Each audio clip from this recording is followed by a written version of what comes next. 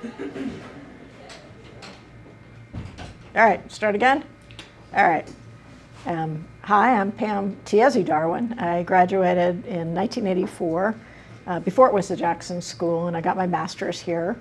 I came down from upstate New York where I did undergraduate work, and there was an amazing amount of, I went to Colgate University, graduates from there who came here for graduate school because Texas was just renowned for having one of the best graduate schools in the country, and I think that still holds today, probably even more so than when I came.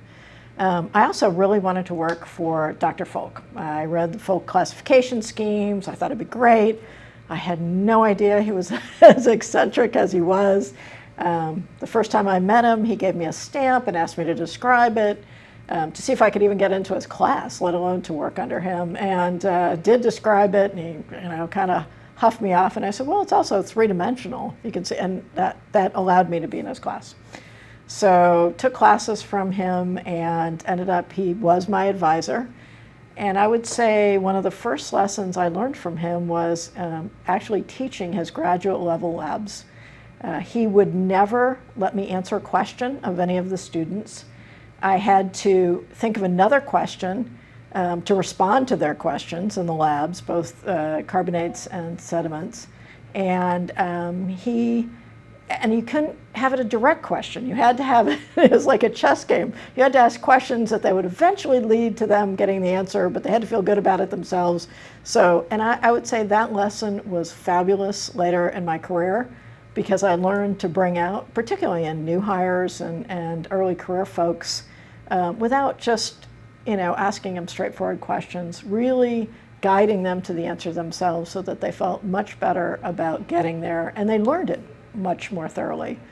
I'd say one of my, I loved all the professors here. Sharon was here at the time, and I've been on the advisory council for a long time, many, many years, and Sharon was, of course, the dean at that time, and then now Claudia, both absolutely fantastic. So I've had a long tenure with them. But I would say one of the other things that I have lifelong friendships with many of the graduate students. I learned a lot more about the world because the students came from all over. And again, I ended up working in my career in 30 different countries. And I don't think that I had never had that kind of exposure. And so for me, just coming here and getting these renowned professors and all this equipment that I'd never seen before, and being able to learn with this group of diverse students who brought in backgrounds from Brazil or from whatever, Nigeria, whatever country they came from, or Texas, and all of it was quite fascinating.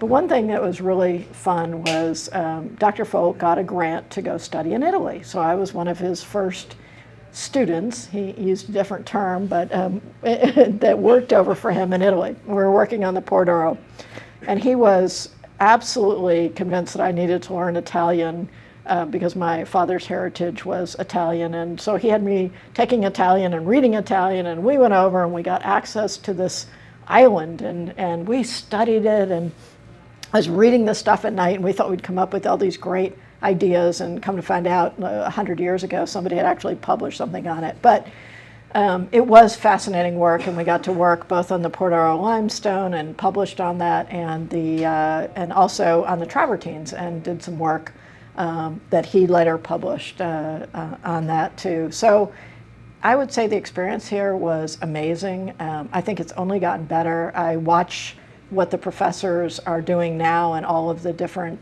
departments, and it's really changing things and offering these opportunities that are world class. You cannot compete with this, and I've been exposed through my children through a lot of universities and a lot of graduate student programs, and I think this is bar none the best that there is, and really fortunate to be involved with UT through decades. So anyway, that's my story, and thank you.